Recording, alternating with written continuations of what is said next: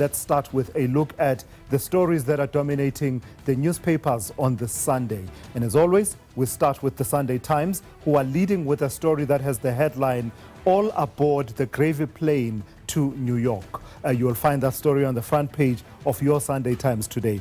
It is a story that's reporting about a trip that was taken by various officials who attended the UN Commission on the Status of Women, and that took place in New York, and basically just reveals the expenditure that was incurred by various departments. In the main, the Department of Social Development, as well as the Department of Women, Youth and People with Disabilities, being at the forefront of that expenditure. Among the people that are mentioned there in that article is the Deputy Director General, Sizakele Magangwe, whose bill came up to about R1 million or thereabouts.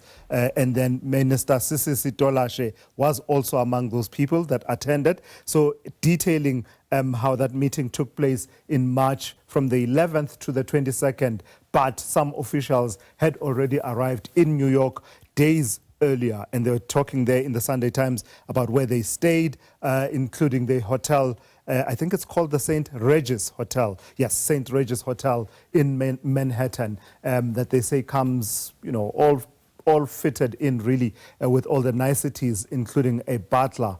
So that really costing the taxpayer quite a lot of money. So that's the one story that you will see on the front page of the Sunday Times. The other story that they have on their front page has to do with more billions needed to save the post office. The post office being in business rescue, and over the past 2 years, government having spent, they're saying, on average, some 10 million rand a month on the business rescue practitioners. And now a tranche of 3.8 billion rand is now needed to complete the process of business rescue for the post office. So that is the Sunday Times this afternoon. If we move over to KwaZulu-Natal, we take a look at the Sunday Tribune and look at the story that they are leading with.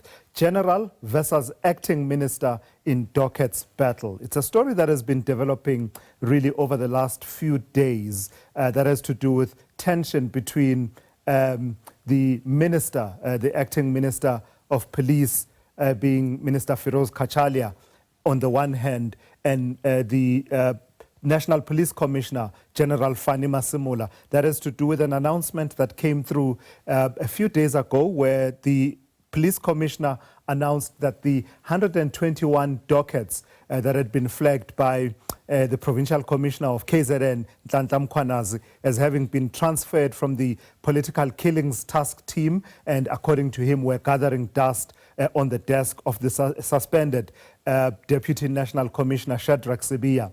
Those dockets have now been handed back to the task team. So that announcement did not really sit well with the new minister, the acting minister, Firoz Kachalia, whose sentiment is that this issue of the political killings task team is under investigation by the Madlanga Commission of Inquiry, and he would have preferred that General Masemola does nothing really in relation to the work of this task team until the Madlanga Commission of Inquiry has been allowed space and time to investigate. So the transfer back to the task team of those 121 dockets doesn't sit well with the minister, Minister Firoz Kachalia. So that's the one story that they are leading with out of the Sunday Tribune. And if we quickly then take you to the Sunday World and we look at what they are leading with, they are also leading with a story that has to do with the police system, and also at the heart of it, the Commissioner General Fani Masemola, who is accusing, according to the Sunday World, accusing AfriForum of meddling in the KZN killings probe, and basically saying that he's accusing AfriForum of brazen interference, deceit, and outright sabotage of the work of the political task team and their investigations in KwaZulu-Natal. So you'll find the details there. I did read the story and saying that the accusation goes as far as to say it is tantamount to an attempt to defeat the ends of justice. Something about what happened when Dumisani Khumalo, Lieutenant General, Dumisani Khumalo, some kind of words exchanged between AfriForum and Lieutenant General Dumisani Khumalo. So it's quite an intricate and detailed story that you will find on the Sunday World. And I wanted to just mention, I think, one more story out of the Sunday World that they are leading with. I think they're talking about justice denied. No, that was on the Sunday Times. Okay, don't worry about that. We'll leave that there for now. So that's how your headlines are looking on the Sunday newspapers. So if you get your copy, those are the stories that you will see this afternoon. Read all about it, they say.